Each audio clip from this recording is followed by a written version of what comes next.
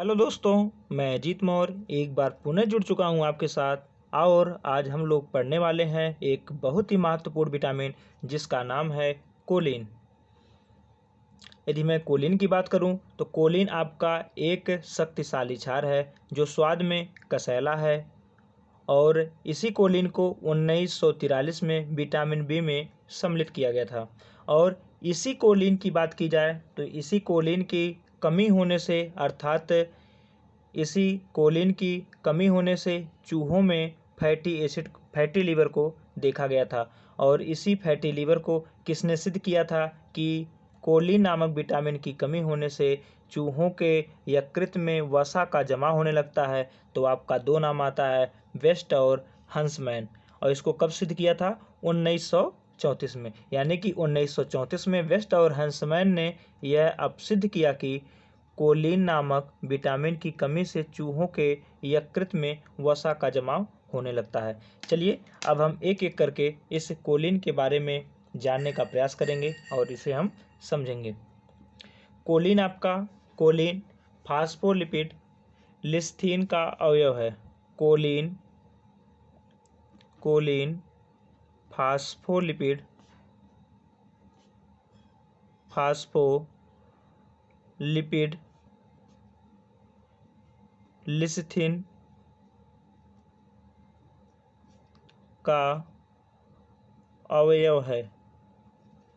यहाँ पे आपको दो टर्म मिला, फास्फोलिपिड और आपको लिस्थीन मिला।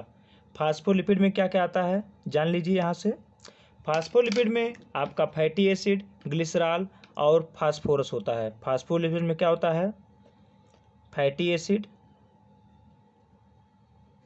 Acid plus glycerol plus phosphorus. Phospholipid में फैटी एसिड, ग्लिसरॉल, फास्फोरस। वहीं पर जब हम लिस्थीन की बात करते हैं तो इसमें वसा का मिश्रण है। तो जो आपका लिस्थीन है ये आपका कुछ और ना होकर के बल्कि यह एक प्रकार के वसा का मिश्रण है जो मानव शरीर में कोशिकाओं के लिए आवश्यक है। यानी क्या है? वसा का मिश्रण है।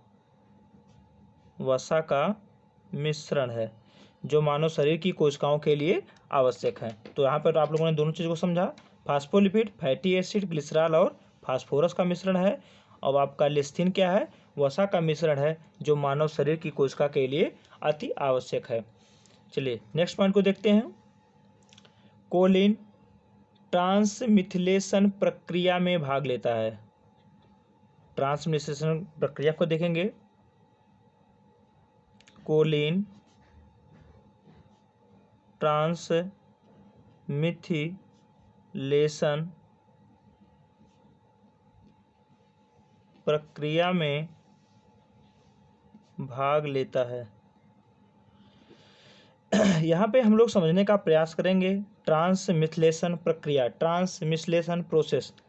तो अगर हम ट्रांसमिथिलेशन प्रोसेस की बात करें तो यह एक प्रक्रिया है जिसके अंतर्गत एक यौगिक का मिथाइल ग्रुप दूसरे यौगिक को स्थानांतरित कर देता है या किया जाता है। यानी कि एक यौगिक का मिथाइल ग्रुप दूसरे यौगिक को स्थानांतरित कर दिया जाता है। इस संपूर्ण प्रक्रिया को ट्रांसमिथिलेशन प्रक्रिया के नाम से जानते हैं। यानी कि यहाँ पे देखिए ट्रांसमिथिलेशन प्रक्रिया पूरा यहाँ से यहाँ तक एक यौगिक का मिथाइल ग्रुप दूसरे यौगिक को स्थानांतरित किया जाता है। तो यहाँ पे शायद आपको ट्रांसमिथिलेशन प्रोसेस समझ में आ गया होगा।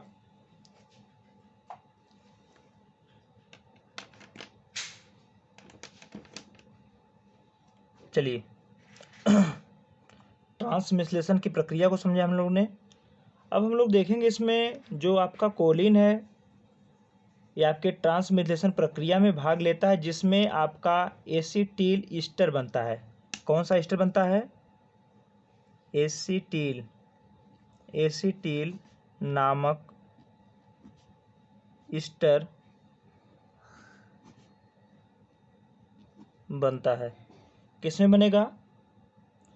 क्योंकि जो आपकी ट्रांसमिश्लेषण प्रक्रिया होती है, इस पूर्ण प्रक्रिया में एसिटिल नामक ईस्टर बनता है, जो कि स्नायु के संदेशों को आदान प्रदान में सहायता करता है। यह जो आपका ईस्टर का जो निर्माण हो रहा है एसिटिल नामक ईस्टर का, यह आपका किसमें सहयोग कर रहा है? स्नायु के संदेशों को आदान प्रदान में सहायक है। चलिए, इतनी बात हो गई हमारी। अब हम इसकी विशेषता को देख लेते हैं।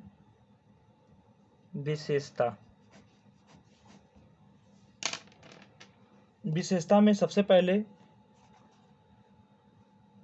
रंगहीन श्याम द्रव है, पानी और एल्कोहल में घुलनशील है, पानी प्लस एल्कोहल में घुलनशील,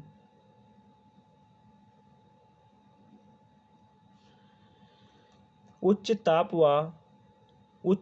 पर विघटित होकर ट्राइमीथेसिन में बदल जाता है। उच्च ताप पर विघटित होकर ट्राइमीथेसिन में बदल जाता है।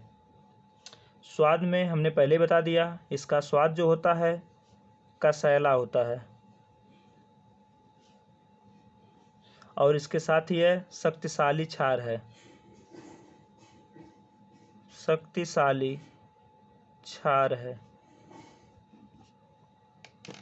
इतनी बात हो गई।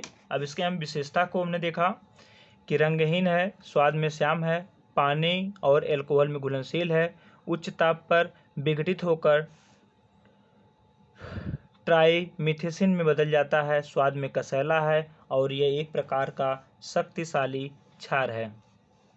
चलिए, अब यहाँ पर हम देखेंगे इसके कार्य को।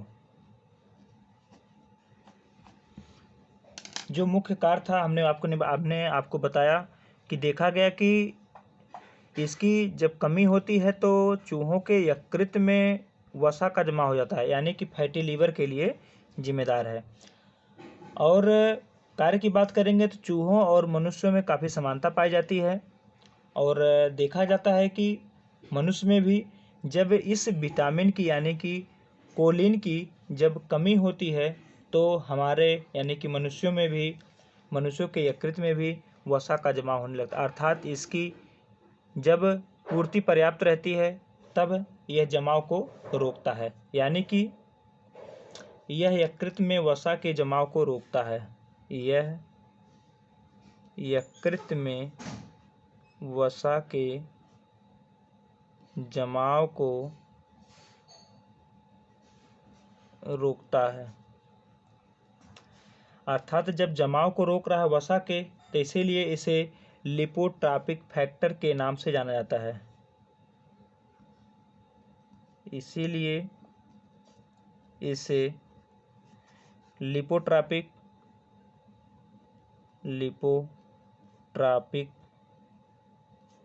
फैक्टर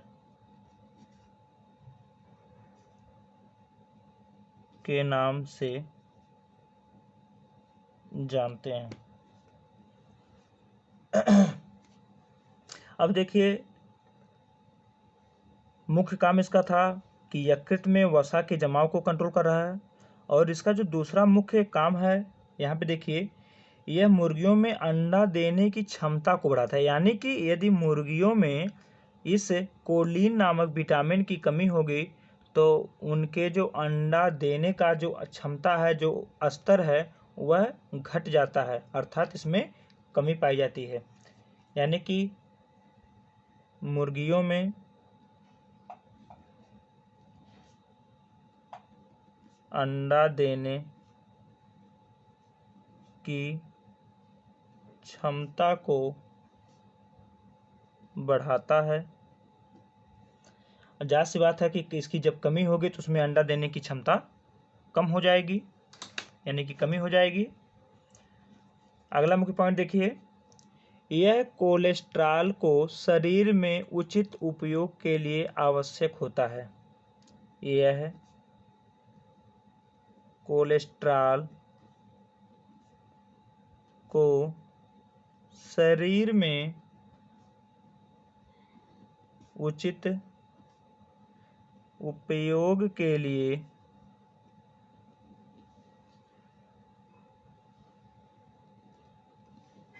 आवश्यक होता है। इस विटामिन का संश्लेषण शरीर में होता है।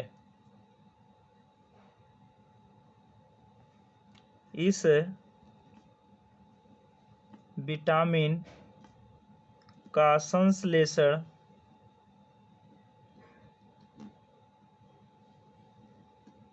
शरीर में होता है। अगला पॉइंट ध्यान ये देखिए, कोलिन समस्त कोशिकाओं की झिल्ली एवं लिपोप्रोटीन, यानी कि कोलिन समस्त कोशिकाओं की झिल्ली एवं लिपोप्रोटीन तथा फास्फोलिपिड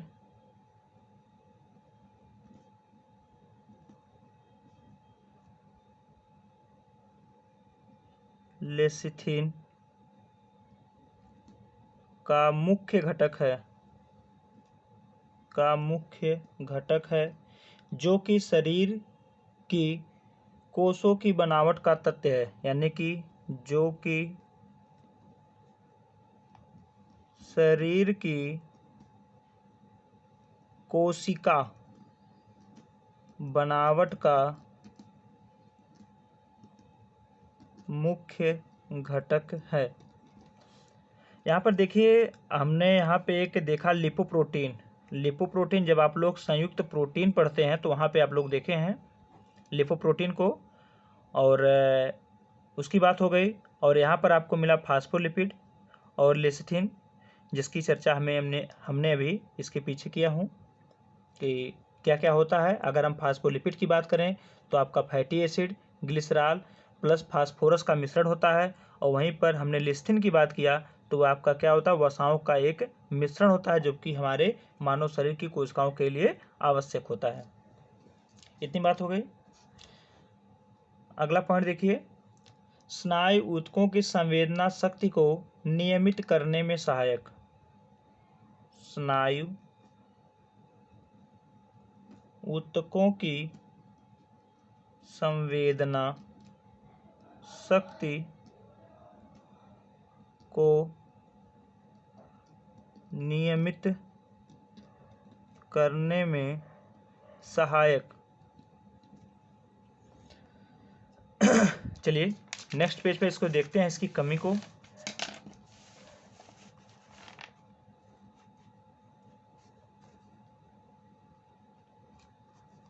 कमी की बात करें तो जैसा कि हमने पहले ही बताया कि इसकी कमी से आपको देखने को मिलेगा फैटी लीवर, गुर्दे में रक्तस्राव, गुर्दे का मतलब किडनी,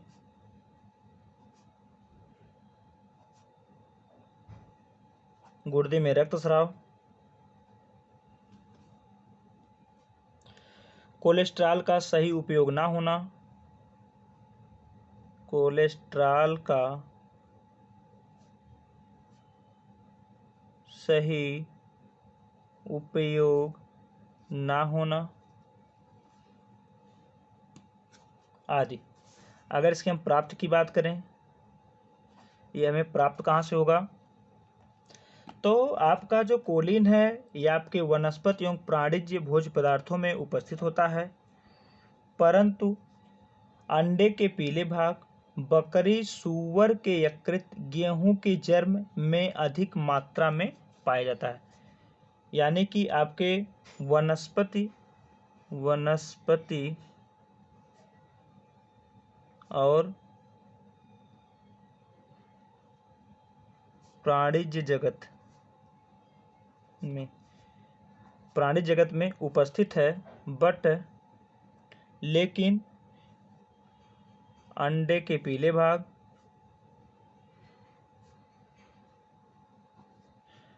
बकरी सूअर के यकृत, बकरी और सूअर के यकृत, गेहूं की जर्म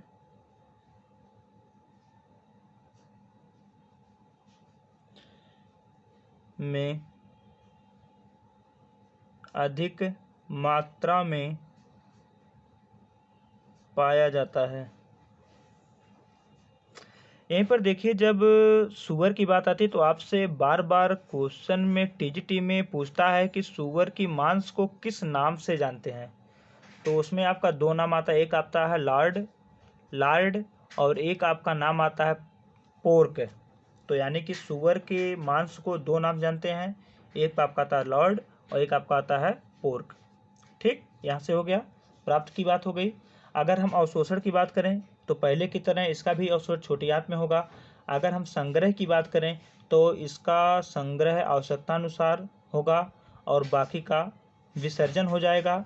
और अगर हम उत्सर्जन की बात करें तो इसका भी उत्सर्जन आपके मूत्र के द्वारा होगा, क्योंकि आपको पता है कि इसको 1943 में विटामिन बी में सम्मिलित किया गया था। यानी कि यह भी वाटर सोल्यूबल है, इसलिए इसका जो विसर्जन होगा वह मूत्र के द्वारा होगा। और यहीं पे हम वीडियो को समाप्त करते हैं। धन्यवाद।